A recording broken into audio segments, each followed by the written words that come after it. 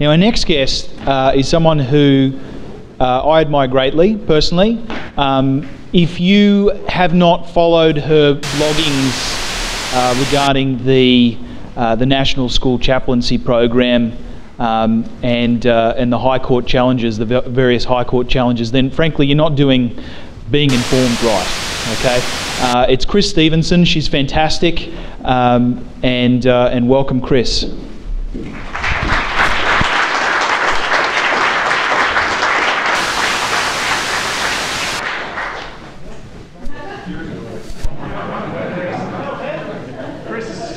I'm not that dangerous.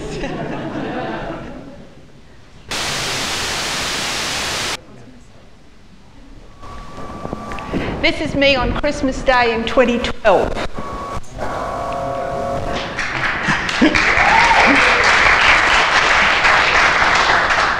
I weighed 129 kilograms and I took size 24. In August last year, I decided to lose the weight.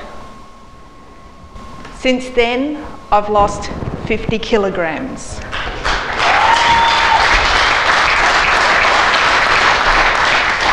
It's been a fairly consistent weight loss of 1 kilogram per week over nearly a year.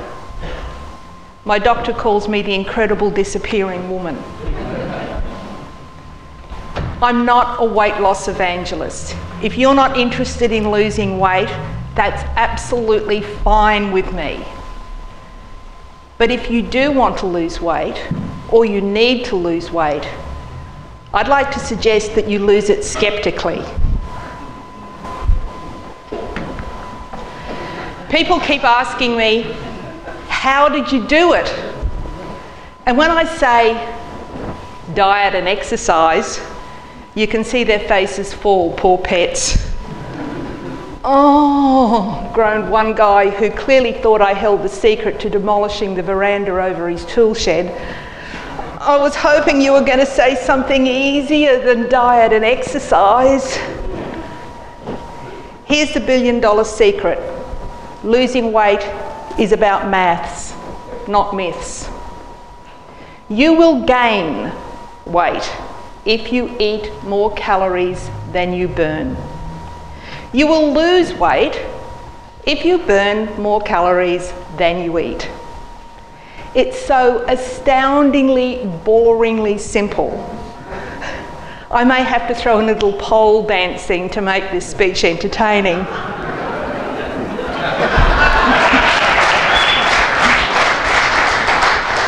Or maybe not.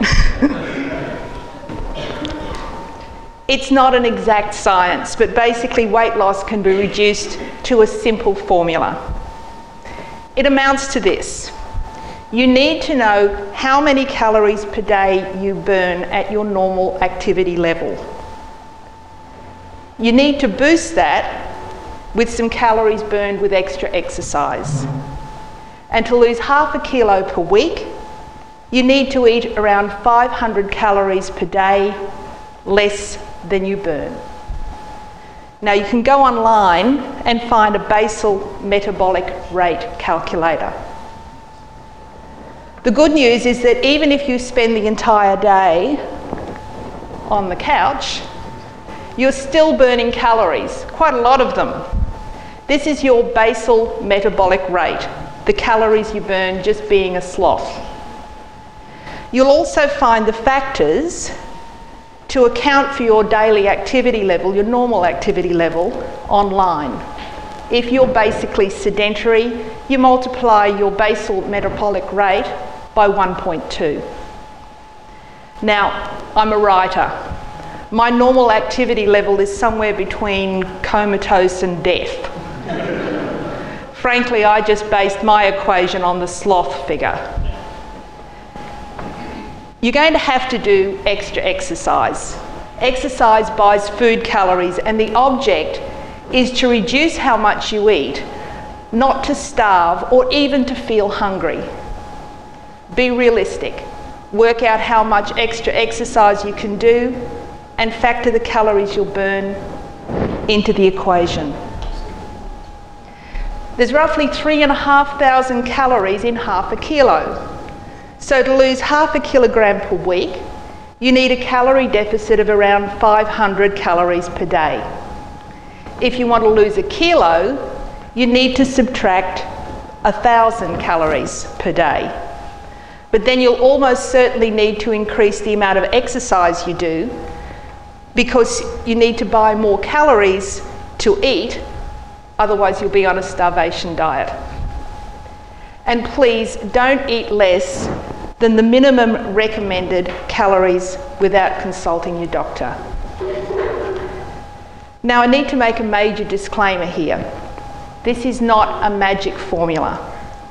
The figures are a bit fuzzy, because 0.5 kilo isn't exactly 3,500 calories. It's somewhere between 2,000 and 5,000. Your individual physiology and size comes into it. And estimating how many calories you're eating, it's never going to be exact. But that doesn't mean it won't work. It just means you may have to juggle the figures a little to reach your weekly target. It's a starting point. You may have to eat less or exercise more. I had to do both, but I did it in consultation with my doctor. You may find you can eat a bit more or exercise a little less and still reach your weekly goal. Good for you. I hate you. The formula isn't a magic pill, but it gives you a no bullshit starting point. And for most people, not all, but most, eating less calories than you burn will result in weight loss. It ain't rocket surgery.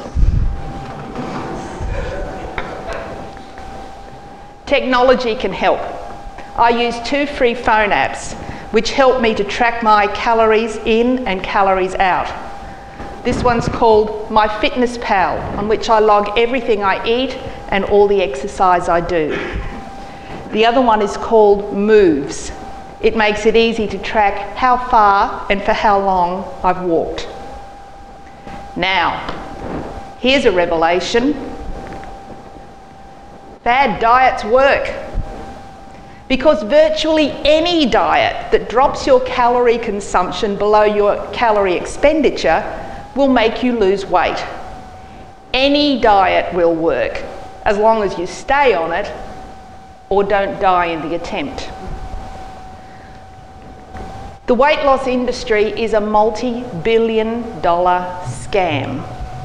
Not because you won't lose weight with Weight Watchers or Jenny Craig, or by drinking diet shakes, cutting carbs, food combining, or doing the lemon detox. It's because realistically, unless you keep paying out to these companies, few people will have the willpower or the discipline to keep to their diets.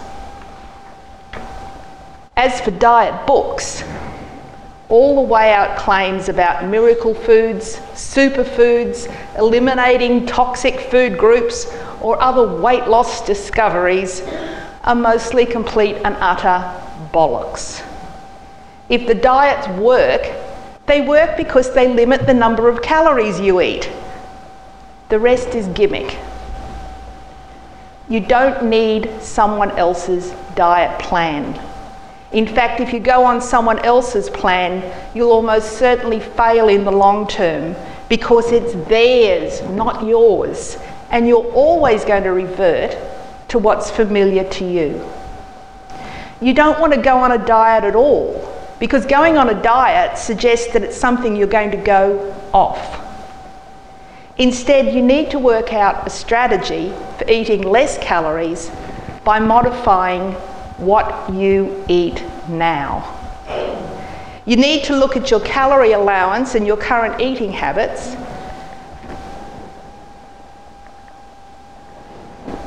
and work out what food you can keep, what you're willing to sacrifice, what you can keep if you reduce portion sizes, and what you can swap for lower calorie alternatives. Look, you will have to change the way you eat, but you don't have to revolutionise it, and it's not that hard. Here's a typical day for me. But I'm not suggesting that you copy what I eat. It's up to you, not anyone else, to make your food choices. But do try to make healthy ones.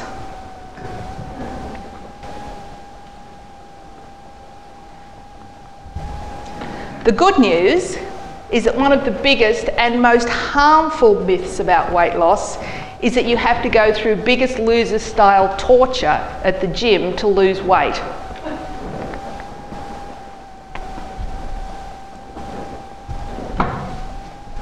Crossing fingers.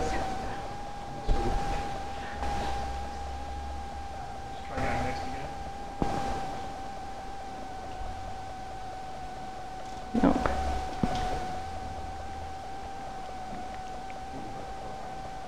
Okay, we'll just move on. Going to the gym shouldn't be torture, and if it is, find a new gym.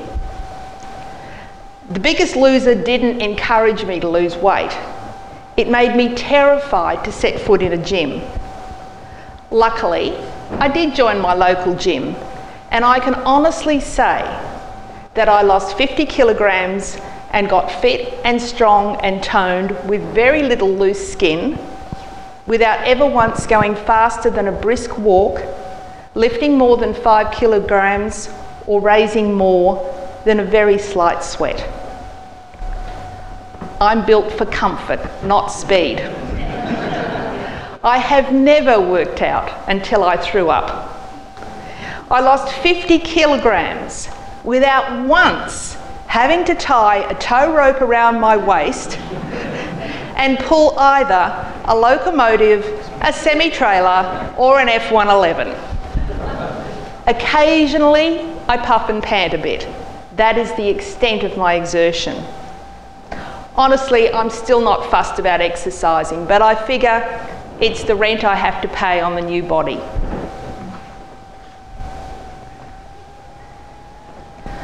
Once I started talking about weight loss on social media, I started getting hammered with weight loss myths, even from my sceptical readers. One of my Facebook readers scolded me for ignoring the fact that obesity might be due to genetic predisposition and the inadvertent consumption of MSG. It's not just about diet and exercise, Chrys. When I was fat, even I used to buy into what's been dubbed fat fatalism. But except in rare circumstances, it's bullshit. I am genetically predisposed to gaining weight. I'm menopausal. I've had a hysterectomy. I suffer from chronic fatigue, and I have an underactive thyroid. Yet, fuck me dead.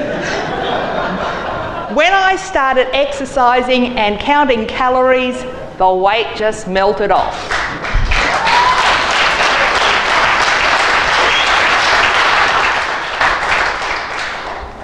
It's okay to be fat. What isn't okay is to believe that you can't be thinner if you want to. That misguided belief takes away your choice. Sure, you might have a genetic predisposition to gain weight, but a 2011 study of nearly 250,000 people showed genetics can be offset substantially with diet and exercise. And the idea that MSG causes weight gain is a myth. It's as silly as claiming that mercury in vaccines causes autism. The only hidden additive in food that is causing you to gain weight is calories. Many people assume that I must have gone on an elimination diet. What did I cut out, I'm asked. The assumption is that sugar and fat and carbs make you fat, so they have to be eradicated in order to lose weight. Sugar, fat and carbs are essential nutrients. They aren't bad for you. In reasonable quantities, they won't make you fat. What is bad for you is too many of them. Weight loss is about maths, not myths. Calories in and calories out. Weight loss myths abound, and even skeptics fall for them. I fell for them. People of all sizes are beautiful. I have no tolerance for fat shaming, but I'm a big advocate for personal choice. And the good news is, by counting calories and adding some gentle exercise, you can almost certainly choose to lose weight cheaply, relatively easily, and keep it off long term. And if someone tells you it's more complicated than that, just say, wait a minute, that's bullshit.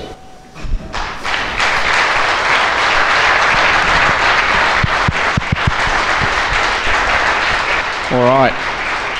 How amazing is that, seriously? And it's such common sense advice when you think about it, isn't it? And I think it's a shame that so many people in the woo world prey on people who are, genuinely earnest in their desire to want to do something positive. There's a lot of money in weight loss, and I haven't shelled out anything more than a gym membership and a membership for my local pool. And that's it.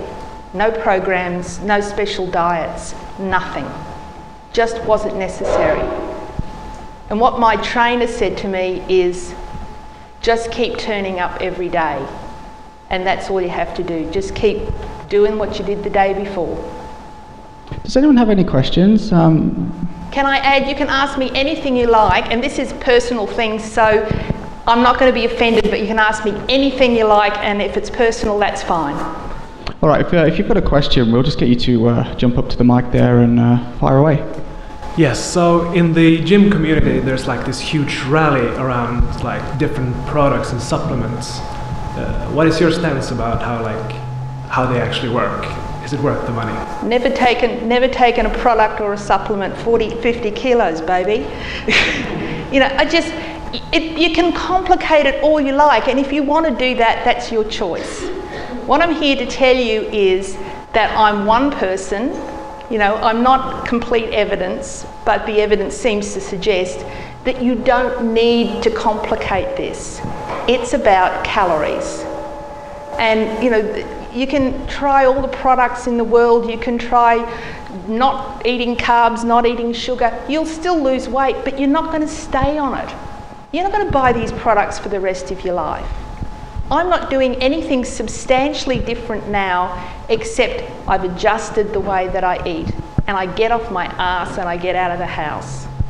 And that's really what it's about. All right, any more questions? All right, well, thank you very much, Chrys. That's very inspirational, and give her a round of applause, guys.